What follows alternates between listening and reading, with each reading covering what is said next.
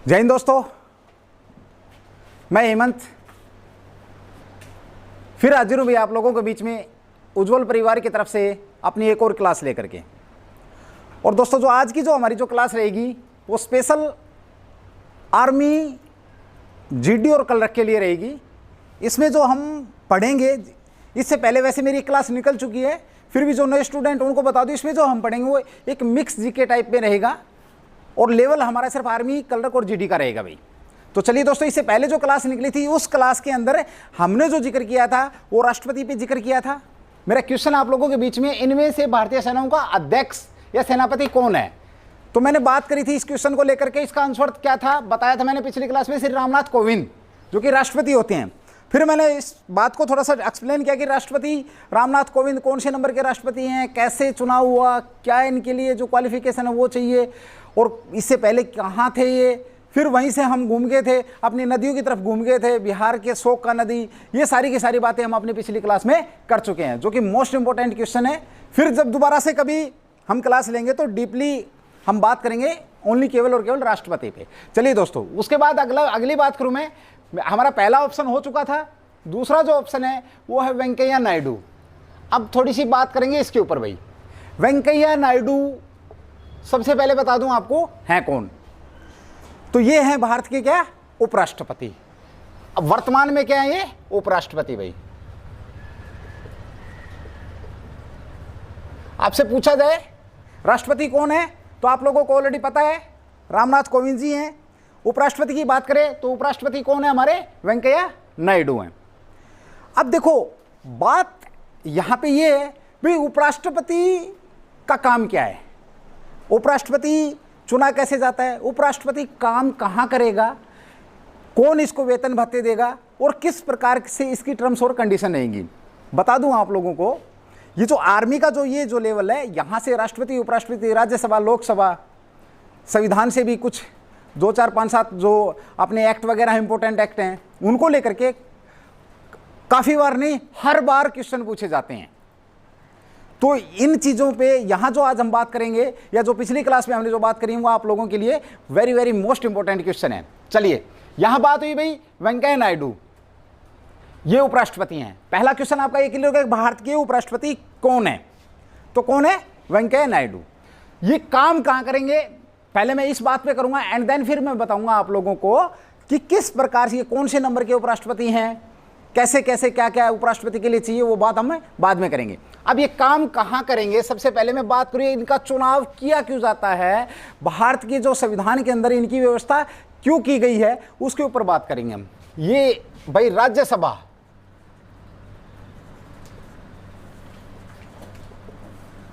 राज्यसभा के सभापति,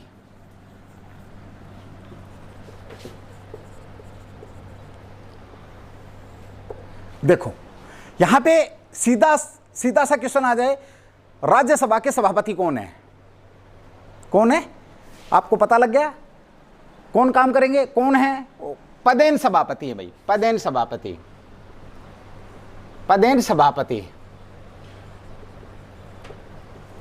कौन है अपने वेंकैया नायडू।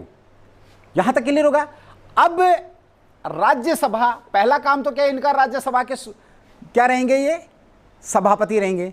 दूसरी जो बात है, जो इनका जो चुनाव किया जाता है वो किस, दूसरा जो काम है वो क्या है भाई इनका, जब राष्ट्रपति साहब नहीं होंगे या कहीं छुट्टी पे होंगे या राष्ट्रपति साहब देश से बाहर होंगे तो ये किसका काम करेंगे भाई, कार्यकारी राष्ट्रपति।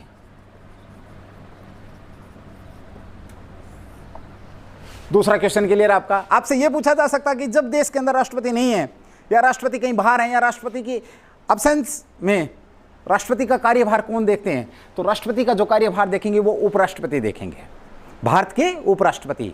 मैंने बात करी आप लोगों के सामने कि भारत के उपराष्ट्रपति कौन है, तो वेंकैया नायडू हैं, ये आप लोगों को पता लगा।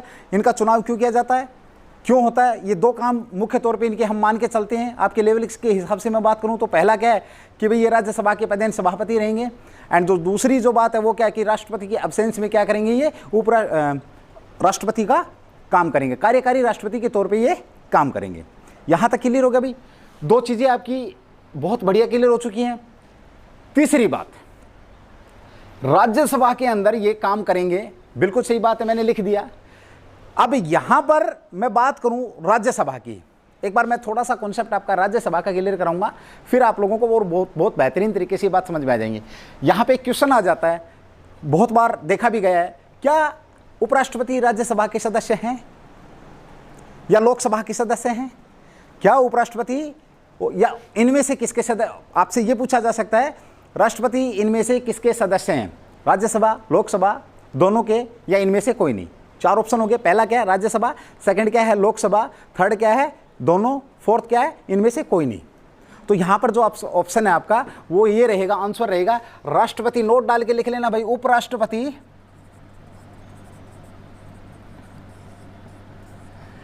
सदन, किसी भी सदन के सदस्य नहीं होंगे। ध्यान रखना इस बात को भाई। उपराष्ट्रपति ना राज्यसभा के सदस्य हैं, ना ही लोकसभा के सदस्य हैं, और ना ही इनको मत देने का अधिकार है। राज्यसभा के अंदर यदि कोई बातचीत होती है तो वहां पर आपसे यह भी डायरेक्ट क्वेश्चन पूछा जा सकता है, भाई ये राज्यसभा के सभापति हैं तो क्या इन्हें राज्यसभा में वोट डालने का अधिकार है? तो मैं बता दूं आप लोगों को, इनको वोट डालने का अधिकार नहीं है। लेकिन एक सिचुएशन ऐसी आ जाए, फॉर एग्जाम्पल 100 वोट डाले गए किसी बिल को लेकर के, तो निर्णायक मत देने का इनको अधिकार है भाई। निर्णायक मत बोले तो जब किसी बिल पे अगर या किसी कोई बात को लेकर के इनका वोटिंग होती है राज्यसभा में, तो निर्णायक मत यानी कि जीत हार के फैसले को लेकर के अगर ये वोट डालना है तो ये वोट डाल सकते हैं, अदरवाइज इनको मत डालने का अधिकार नहीं है। आप लोगों से ये पूछा जाएगा, आरबीजीडी क्लर्क के लेवल पे क्वेश्चन सीधा सा ही आएगा, क्या उपराष्ट्रपति को वोट डालने का अधिकार है? तो आंसर नहीं है। यदि ऑप्शन में ये दे रखा है हां, नहीं, निर्णायक मत डालने का अधिकार है, तो आंसर आपका होगा निर्णायक मत डालने का अधिकार है। तो ये आप लोग नोट कर लेंगे, साथ के साथ भूलना नहीं है भाई। राज्यसभा, ओके। यहां तक आप लोगों के जो क्वेश्चन बन रहे थे 5, 6, 7, 8, वो आप लोगों के यहां तक क्लियर हो चुके हैं। अब मैं बात करूंगा आप लोगों से किसकी? राज्यसभा की। देखिए राज्यसभा,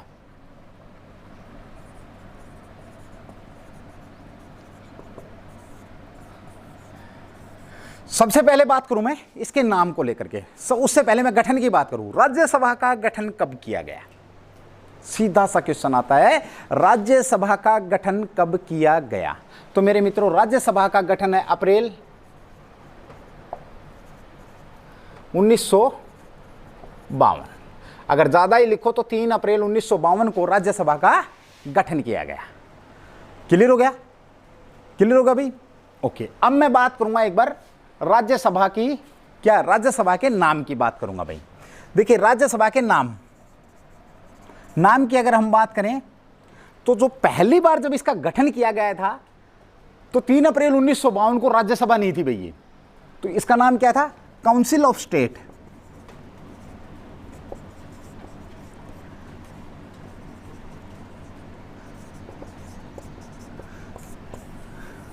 काउंसिल ऑफ स्टेट। तो जो आपसे यह भी पूछा जा सकता है कि काउंसिल ऑफ स्टेट का गठन कब किया गया या राज्यसभा का गठन कब किया गया, तो ये 3 अप्रैल 1952 को गठन किया गया। यहीं पे एक बहुत सुंदर सा क्वेश्चन बनता है दोस्तों, और वो क्वेश्चन ये बनता है कि भाई इसका जो नाम था राज्यसभा का नाम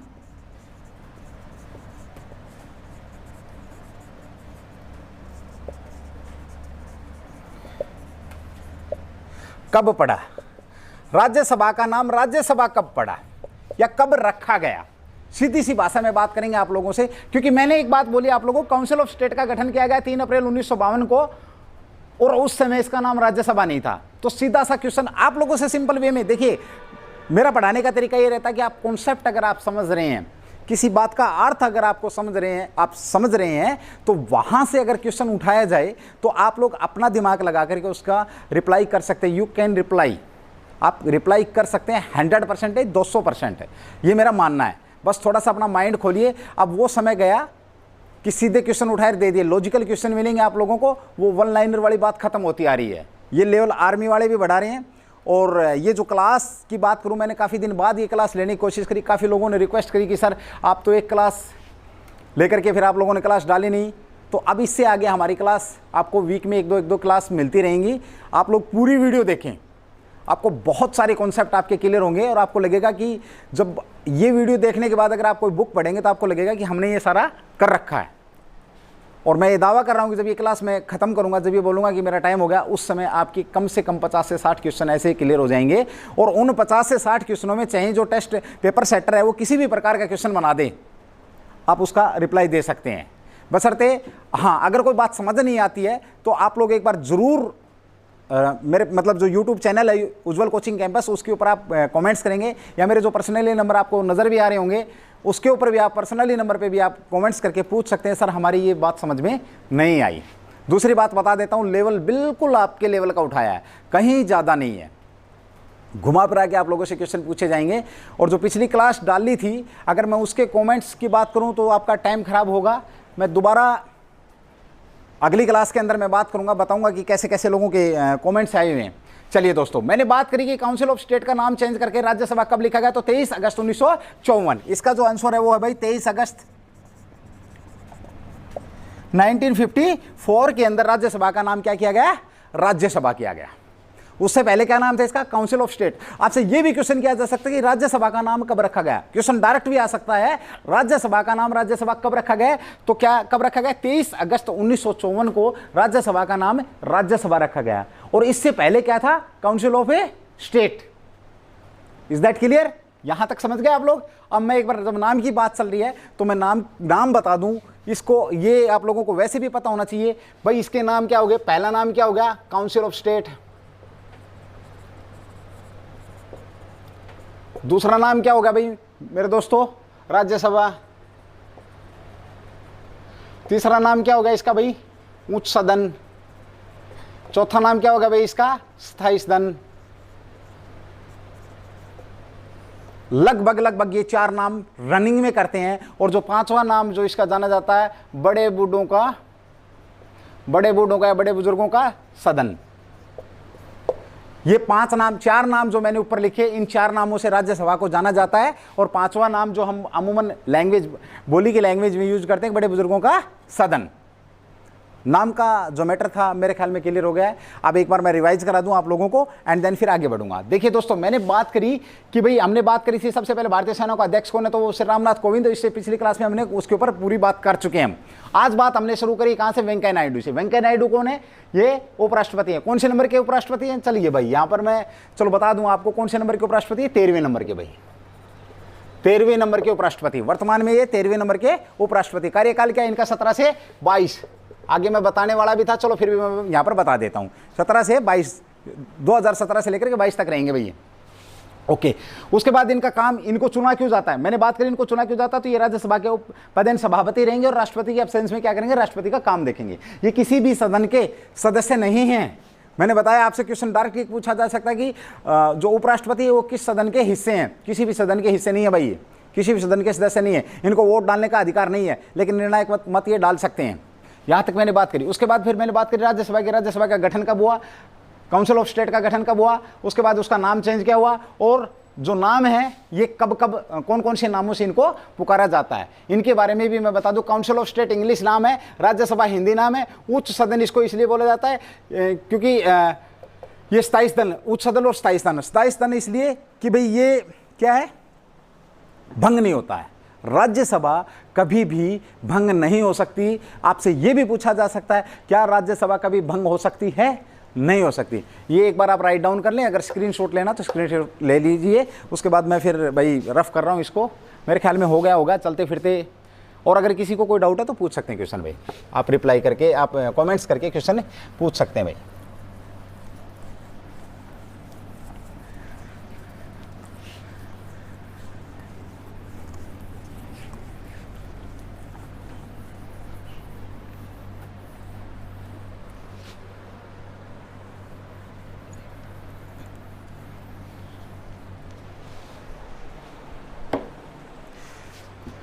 देखिए दोस्तों, हम कर रहे हैं आर्मी की तैयारी। मैं बता दूं आप लोगों को, आप मेरे से बेटर अंडरस्टूड हैं।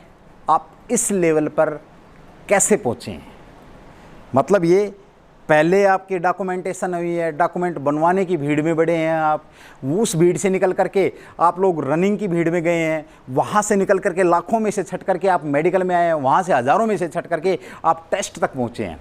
और अब क्या है, इस टेस्ट में यदि आप मेहनत कर लेते हैं, क्योंकि अब लगभग भाई लॉकडाउन का समय है, कोविड-19 को लेकर के सारी अकेडमी सब बंद हैं, तो ऑनलाइन ही एक सहारा है। तो हमने भी कोशिश करी भाई हम आप लोगों के बीच में आए। देखिए आपके पास अभी भी दिन है, ये सुनने में आ रहा है भाई 28 तारीख का ये टेस्ट है, रोहतक बीआरओ का टेस्ट है, उसके बाद बहुत सारी आगे भी बहुत सारी भर्तियाँ होनी है, ये तो होना ही है, जीना पड़ेगा, इसी के साथ जीना पड़ेगा हमारे को। तो जो लूजर और विनर में एक हल्का सा फर्क होता है, ध्यान रखना। आपने अपना सफ़र तय कर लिया है, मंजिल आप लोगों के सामने है, लेकिन आप थक रहे हैं, आप थक जाओगे उसको देख करके। लूजर क्या होता है, लूजर को जैसे ही मंजिल नजर आती है वो थक जाता है, और जो विनर होता है वो थकता नहीं है, दुगने साहस से मेहनत करके और उसकी तरफ बढ़ता है।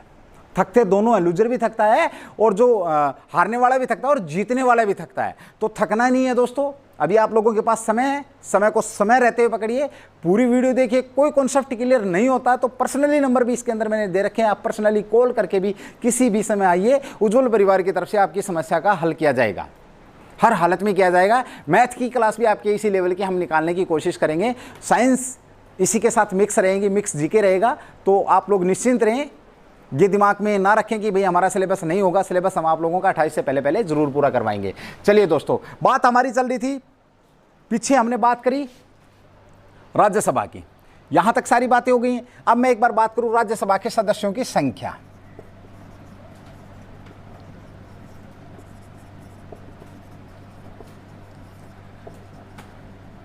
इस संख्या को लेकर के लोगों में कंफ्यूज रहता भाई, हमेशा इस संख्या को लेकर के लोगों में कंफ्यूज रहता है, वो आज आपका दूर हो जाएगा। संख्या तो मैक्सिमम यानी कि ज्यादा संख्या, मतलब ज्यादा से ज्यादा कितने लोग हो सकते हैं, ज्यादा से ज्यादा कितने हो सकते हैं भाई, 250। कितने हो सकते हैं, 250। और इसमें से जो निर्वाचन है, चुनाव कितनों का होता है, चुनाव होता है 233 का, ठीक है भाई, चुनाव 233 का होता। तो बाकी क्या होता है, 12 लोगों को क्या होता है, राष्ट्रपति मनोनीत करता भाई।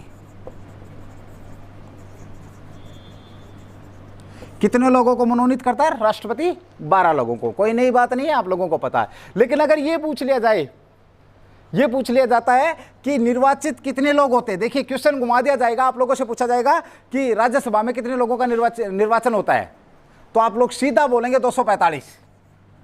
मुझे पता है, सीधा बोलेंगे 245। ये वर्तमान में संख्या है, 245 क्या है, राज्यसभा के वर्तमान संख्या, वर्तमान सदस्यों की संख्या कितनी है, 245। और इस 245 में से ही 12 निकले हैं भाई। इस अगर मैं बात करूं तो इस 245 में से ही 12 निकले हैं। यदि आप 233 + 12 करेंगे तो 245 हो जाएंगे, 245 हो जाएंगे। तो देखिए कैसे क्वेश्चन बनाएंगे इसमें। अगर पूछ लिया जाए कि राज्यसभा के सदस्यों की ज्यादा से ज्यादा संख्या कितनी हो सकती है, हम क्या करते हैं, जैसे ही हमारा को क्वेश्चन राज्यसभा की संख्या, अरे 245, उस क्वेश्चन को पूरा भी नहीं पढ़ेंगे, पूरा पढ़ना है। अगर हो सकती है लिख दिया तो कितनी हो सकती है, 250। दूसरी बात ये पूछेंगे राज्यसभा के निर्वाचित सदस्यों की संख्या कितनी, ऑप्शन में 250, 245, 233। तो 233 तो ध्यान ही नहीं आना, पढ़ाई 245 और 250 है। मेरे जैसे ने जिसने भी पढ़ाया होगा इतना ही पढ़ाया होगा। लेकिन बता दूं आप लोगों ने क्वेश्चन अगर आप पूरा पढ़ेंगे तो आंसर दे सकते हैं। कितना भाई, निर्वाचित सदस्यों की संख्या 233, मनोनीत सदस्यों की संख्या कितनी है, 12। इसको मनोनीत कौन करता है, इन सदस्यों को मनोनीत कौन करता है, राष्ट्रपति भाई। हमारे प्रथम जो नागरिक हैं भारत के, एक और क्वेश्चन मिल गया, भारत के प्रथम नागरिक कौन है, भारत के राष्ट्रपति। भारत के राष्ट्रपति इनको क्या करते हैं, मनोनीत। और ये मनोनीत जो किए जाते हैं ये लोग होते कौन है, देखिए कला, विज्ञान, सामाजिक व सहकारिता, कला, विज्ञान, सामाजिक व सहकारिता। और यहां से एक बहुत बढ़िया क्वेश्चन निकल करके आ जाता है। एकमात्र क्रिकेट जो राज्यसभा में मनोनीत किए थे कौन थे भाई? सचिन तेंदुलकर। एकमात्र क्रिकेट कौन है जिनको राज्यसभा में मनोनीत किया गया? यहां तक भी आप लोगों को बता दिया होगा किसी ने, जो सचिन तेंदुलकर थे उनको मनोनीत एकमात्र क्रिकेट थे जिनको राज्यसभा में क्या किया गया था? मनोनीत किया गया था। लेकिन वो किस विभाग से मनोनीत किया गया था उनको भाई?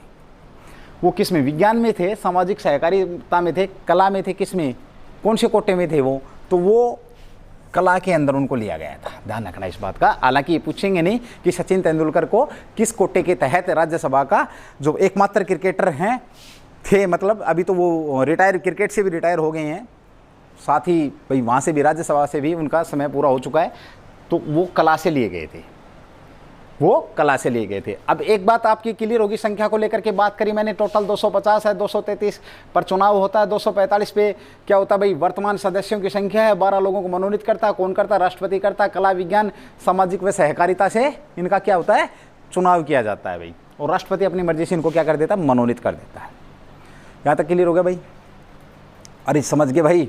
ओके। अब हम बात करें एक बार इसकी, जो भाई जो व्यक्ति इसके अंदर जो चुना जाएगा उसका जो कार्यकाल होगा वो कितने समय तक रहेगा? तो 6 वर्ष समय। राज्यसभा का जो सदस्य होगा कितने वर्ष तक रहेगा? वो 6 वर्ष तक के लिए चुना जाएगा। लेकिन ध्यान रखना, नोट, 1/3 2 वर्ष बाद सेवा से निवृत्त होंगे भाई।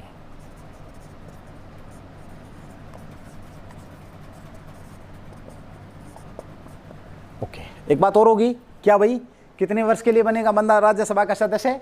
6 वर्ष के लिए बनेगा। लेकिन राज्यसभा को इस सिस्टम से सेट किया गया है कि 1/3 सदस्य है, 1/3 सदस्य हर 2 साल बाद क्या होंगे? रिलीफ होंगे, मतलब उनकी जगह नए आ जाएंगे और पुराने क्या हो जाएंगे? अपनी सेवा से निवृत्त हो जाएंगे, रिलीफ हो जाएंगे। तो ये आप लोगों को कंफर्म होना चाहिए। यहाँ तक पता है तो आपको बहुत है, आपके लेवल तक। नहीं तो क्वेश्चन तो ये भी बन सकता है कि सर जब गठन हुआ तब कितने सदस्य थे, फिर उनका सिस्टम कैसे बैठा, तो हम वहाँ नहीं घुसेंगे, अननेसेसरी बात नहीं करेंगे जो आपके लेवल से बाहर है। तो 1/3 जो हैं, जो सदस्य प्रतिशत जो सदस्य हैं वो हर 2 वर्ष के बाद क्या हो जाएंगे? रिलीफ हो जाएंगे। अब समस्या एक और आगे भाई, सर ये राज्यसभा के सदस्य चुनेगा कौन? आगी होगी दिमाग में, मेरे ख्याल में नहीं आई तो कोई बात नहीं, आनी चाहिए। अगर क्रिएटिव दिमाग है, दम रखते हो, तो आपके दिमाग में बात आनी चाहिए कि इनके सदस्यों को चुनाव कौन करता है, निर्वाचक मंडल कौन है, कहाँ से कौन भेजेगा इनको। ठीक है, तो एक बार आप राइट डाउन करें इसको, फिर मैं रफ करता हूँ, फिर बताता हूँ कौन भेजेगा, कैसे क्या क्या कुछ है। उससे पहले एक चीज़ नोट कर लो, और आप भाई 250 आप लोगों के दिमाग में आनी चाहिए, 250 या 233 या 245 जो संख्या का जो निर्धारण किया गया है, ये संख्या का निर्धारण किस बेस पे किया गया है? आपसे सीधा क्वेश्चन ये पूछा जाएगा, राज्यसभा की निर्वाचित सीटों का निर्धारण किसके आधार पर किया गया है?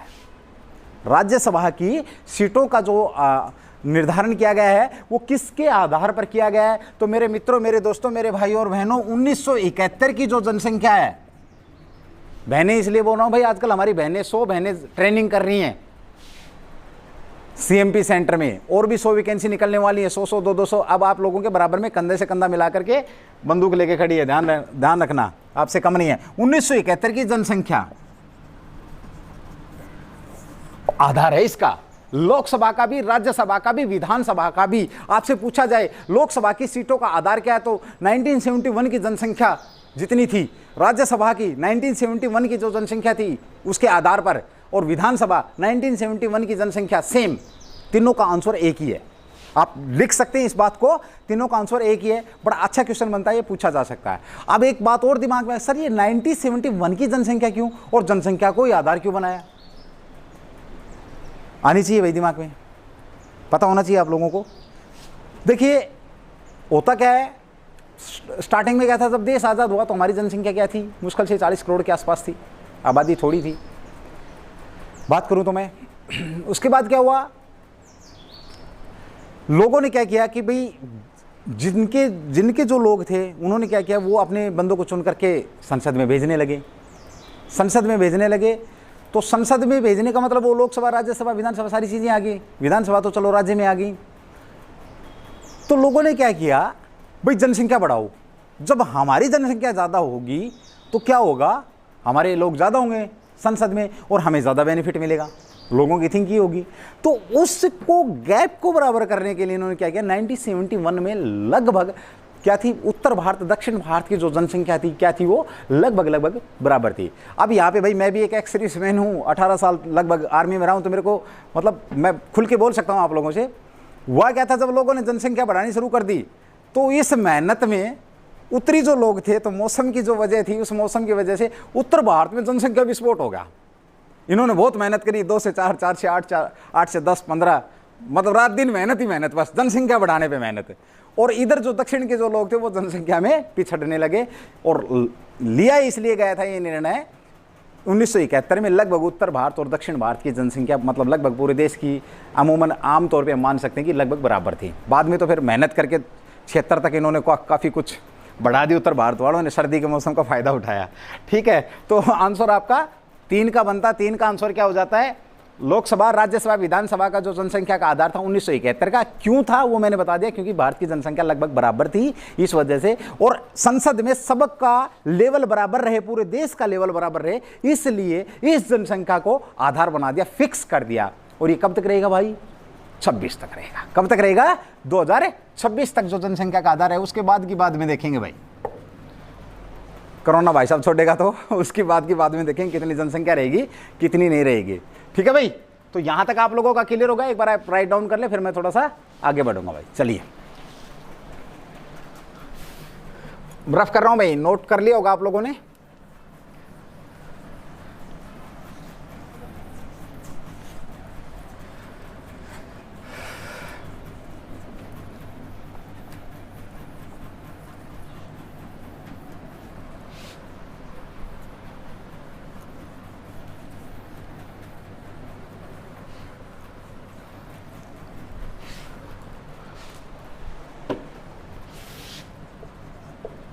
ओके भाई, हमारी जो बात चल रही है वो किस पे चल रही है, आप लोगों को पता, वेंकैया नायडू पे चल रही है।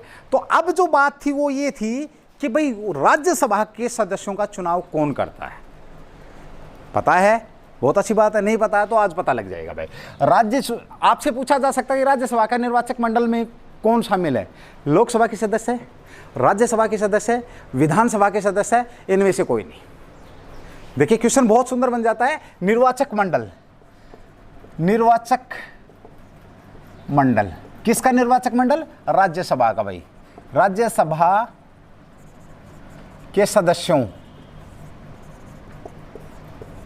राज्यसभा के सदस्यों का निर्वाचक मंडल, यानी निर्वाचक मंडल का मतलब ये होता है कि जो लोग चुनाव में भाग लेंगे वो क्या है, निर्वाचक मंडल है। तो कौन लोग हैं जो चुनाव में भाग लेंगे, यानी कि कौन लोग चुन करके भेजेंगे राज्यसभा में सदस्यों को।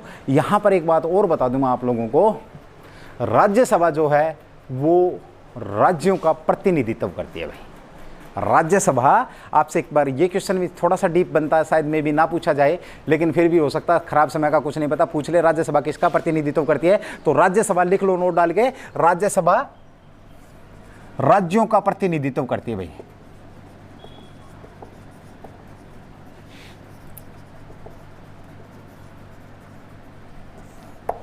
प्रतिनिधित्व करती है राज्यों का अब आप लोग अगर थोड़ा सा दिमाग लगाएंगे तो आपकी बात समझ में आ जानी चाहिए कि जब राज्यों का प्रतिनिधित्व करती है तो राज्यसभा के सदस्यों का चुनाव करेगा कौन।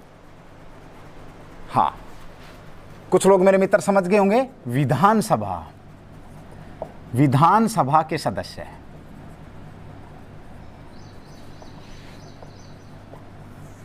राज्यसभा के सदस्यों का चुनाव कौन करेगा, जो एमएलए होते हैं। एमएलए क्या करते हैं, एमएलए यहां से चुन करके, और चुनाव कैसा होता है वो इनका अप्रत्यक्ष, अप्रत्यक्ष चुनाव होता है। और एमएलए या विधानसभा, जितनी भी भारत के जो राज्य हैं, उन भारत के राज्यों के जितनी भी विधानसभाएं हैं, यहां पे आपको कंफ्यूज कर दिया जाएगा, विधानमंडल लिख दिया जाएगा तो विधानमंडल नहीं है। विधानमंडल में विधान परिषद और विधानसभा दोनों आ जाएंगी, तो आपका आंसर गलत हो जाएगा। तो आपने सिर्फ और सिर्फ ध्यान रखना किसका, विधानसभा। विधानसभा के सदस्य राज्यों से चुन करके भेजते हैं। विधानसभा के सदस्य केवल कौन चुनाव में भाग लेते हैं, विधानसभा के सदस्य। फॉर एग्जांपल बात करूं, मैं हरियाणा स्टेट से बिलोंग करता हूं, मेरे जो राज्यसभा की जो सीटें हैं वो कितनी है, 5।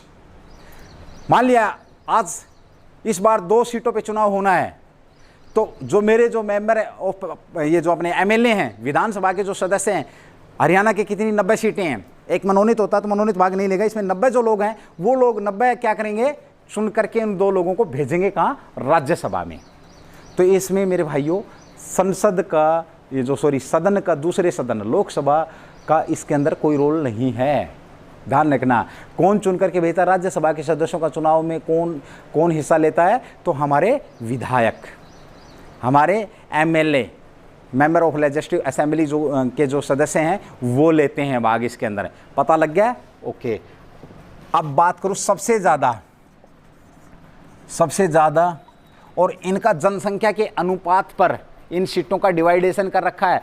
245 सीटों का क्या कर रखा है, डिवाइडेशन कर रखा है। किसके आधार पर? जनसंख्या के आधार पर। जनसंख्या का आधार मैंने बताया था आपको 1971। सबसे ज़्यादा जो राज्यसभा के सदस्य वो कहाँ के हैं भाई? कहाँ के हैं? यूपी के। कितने हैं भाई? 31। ये भी पूछा जा सकता है कि सबसे ज़्यादा जो सदस्य हैं वो कहाँ के हैं, तो यूपी के हैं। कितने भाई? 31। यहाँ तक मेरे ख्याल में आप लोगों का ये राज्यसभा को लेकर के बातें सारी क्लियर हो रही हैं। ठीक है भाई।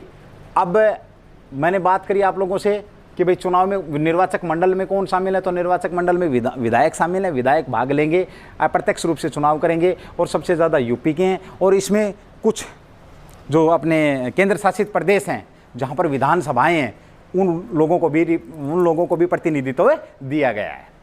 उन लोगों को भी प्रतिनिधित्व दिया गया है। तो केंद्र शासित जैसे दिल्ली है, पुदुचेरी है, जम्मू कश्मीर है, जम्मू है, तो इसके जो विधानसभा के सदस्य हैं वो भी अपने राज्यसभा चुन करके राज्यसभा में सदस्यों को भेजते हैं। अब बात करें आयु की, तो राज्यसभा के सदस्यों के लिए जो आयु की कितनी की आवश्यकता होती है? 30 वर्ष भाई। आपसे पूछा जा सकता है सिंपल, कितने वर्ष आयु चाहिए? 30 वर्ष चाहिए भाई। ठीक है। यहाँ पर मैं आप लोगों को जो राज्यसभा से संबंधित कुछ बातें मैंने बतानी थी वो मैं आप लोगों को बता चुका हूँ। एक बार मैं रिवाइज करा देता हूँ, उसके बाद फिर समय मुझे इजाज़त नहीं दे रहा। उसके बाद फिर हम आगे बढ़ेंगे कि राज्यसभा के अध्यक्ष किस प्रकार से फंक्शन करते हैं, कौन होते हैं, कैसे क्या क्या, तो वो हम अगली क्लास के अंदर आप लोगों के बीच में रखेंगे। एक बार आप इसको एक बार राइट डाउन कर लो भाई, जल्दी से नोट डाल लो भाई।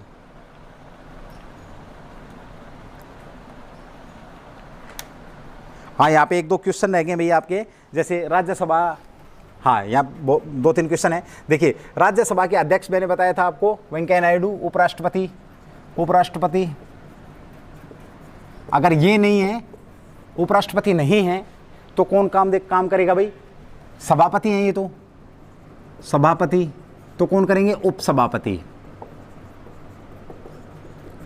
उपसभापति। यदि मान लिया फॉर एग्जांपल राष्ट्रपति नहीं है, तो राष्ट्रपति की जगह कौन काम कर रहे हैं? उपराष्ट्रपति। जब राष्ट्रपति की जगह उपराष्ट्रपति काम करेंगे तो वो राज्यसभा के सभापति नहीं होंगे, क्योंकि एक समय पर आदमी एक ही जगह पर काम करेगा, तो उस समय कौन काम करेगा? उपसभापति। और उपसभापति कौन है? हरिवंश नारायण।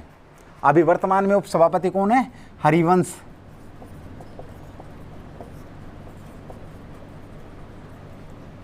नारायण। और राज्यसभा में अभी विपक्ष के नेता कौन है? एक और बढ़िया बात रहेगी भाई, राज्यसभा में विपक्ष के नेता गुलाम नबी आजाद, ये क्या हैं? विपक्ष के नेता हैं भाई। उपसभापति कौन है? हरिवंश नारायण। हाँ, एक समय ऐसा भी आ जाए उपराष्ट्रपति, राष्ट्रपति साहब भी नहीं है, मान लो उपराष्ट्रपति साहब भी नहीं है राज्यसभा में और हमारे उपसभापति भी नहीं है, तो फिर कौन लोग राज्यसभा को चलाएंगे? तो इनको चलाने के लिए 6 मेंबरों का पैनल होता भाई, 6 मेंबरों का पैनल होता। खैर आपको ज़्यादा डीप हो जाएगा, लेकिन फिर भी आप लोगों को पता होना चाहिए, यदि उपसभापति भी नहीं है और सभापति भी नहीं है तो 6 मेंबरों का एक पैनल होता है, और वो पैनल में, उस पैनल में से 6 में से कोई एक व्यक्ति राज्यसभा का क्या बन जाएगा? सभापति बन जाएगा, और कार्यकारिणी सभापति बन जाएगा, राज्यसभा को क्या करेगा? चलाएगा भाई। यहाँ तक क्लियर होगा मेरे ख्याल में आप लोगों को। अब मैंने बात करी गुलाम नबी आज़ाद, विपक्ष के नेता। अब विपक्ष के नेता बनने के लिए क्या चाहिए भाई? विपक्ष के नेता बनने के लिए क्या चाहिए? तो विपक्ष के नेता बनने के लिए टोटल 10% सीटों की आवश्यकता होती है सदन के अंदर। 10% सीटों की आवश्यकता होती है, और सीट टोटल कितनी है 250, तो 10% कितना हो गया भाई 25। यदि कोई भी व्यक्ति, यदि कोई भी दल 25 सीटें लेकर के बैठ जाता तो उसका जो नेता होता है वो क्या होता है, विपक्षी दल का नेता होता है। तो राज्यसभा में विपक्षी दल के नेता कौन है, गुलाम नबी आज़ाद है। यहाँ पे क्वेश्चन छोड़ रहा हूँ आप लोगों को मैं कि लोकसभा के जो विपक्षी दल के नेता वो कौन है, लोकसभा में विपक्षी दल के नेता कौन है, ये मैं आप लोगों के लिए एक क्वेश्चन छोड़ रहा हूँ यहाँ पे। तो ये यहाँ तक भाई आप लोगों का जो टॉपिक था मेरे ख्याल में क्लियर हो गया है। राज्यसभा को लेकर के हमने बात करी, वो सारी की सारी बातें। फिर भी यदि आप लोगों के बीच में कोई अगर कोई डाउट है तो आप लोग पूछ सकते हैं। देखिए उपसभापति की बात होगी, उपसभापति हरिवंश नारायण हैं, 6 पैनल, अगर ये नहीं है तो उसके बाद विपक्ष की बात करी तो विपक्ष की बात भी हो गई है, आयु की भी बात हो गई है, 6 वर्ष कार्यकाल भी हो गया है, चेंजमेंट 1/3, 1/3 2 वर्ष में चेंज होते हैं, 27 दन है, नाम की भी मैंने बात करी, सारी की सारी बातें अपनी यहाँ पर हो चुकी हैं। फिर भी यदि आप लोगों को कोई क्वेश्चन ऐसा है जो समझ में नहीं आ रहा है, यदि आप लोग पूछना चाहते हैं तो आप प्लीज़ कृपया करके कमेंट्स करिए। कमेंट्स तो आप लोग करते नहीं हैं, फिर भी चलिए मैं बता दूं आप लोगों को, कमेंट्स आप पर्सनल नंबर व्हाट्सअप नंबर पे भी कर सकते हैं, आपको रिप्लाई दिया जाएगा। दोस्तों पैसा कहीं भी कमा सकते हैं, कैसे भी कमा सकते हैं, कोई बड़ी बात नहीं है, लेकिन ये जो चुनाव किया है अपनी ज़िंदगी के अंदर, भारतीय सेना का चुनाव किया, अपने आप में गर्व करने की बात है ये। जब आप यहां तक पहुंचे तो सिर्फ एक स्टेप बाकी है, और वो एक स्टेप आने वाले 10 से 15 दिन के अंदर आप अचीव कर सकते हैं, बशर्ते आप अपनी मेहनत पे भरोसा रखिए। वो समय गया, ताऊ चाचा मामा फूफी जैक फैक सब समय सब समाप्त हो चुका है। जो मेहनत करेगा वो ही आगे आएगा। वो टाइम गया कि राजा का बेटा ही राजा बनेगा, नहीं मेरे दोस्तों, आज तो एक गरीब का बेटा भी राजा बन सकता है यदि वो मेहनत करेगा। तो कोई नहीं रोक सकता उसे, कोई किसी भी कंडीशन में नहीं रोक सकता। मत किसी के बरगलाने में आप लोग आएंगे, आप नहीं आएंगे, किसी की नहीं सुनेंगे, सिर्फ और सिर्फ मेहनत करेंगे। चलिए दोस्तों, मेरा टॉपिक यहाँ पर ये खत्म हो चुका। अगली क्लास में मैं यहीं से बात करूंगा कि उपसभापति किस प्रकार से हैं। जय हिंद दोस्तों, फिर मिलूंगा मैं आप लोगों के बीच में अपनी एक और क्लास लेकर के जल्दी। जय हिंद दोस्तों।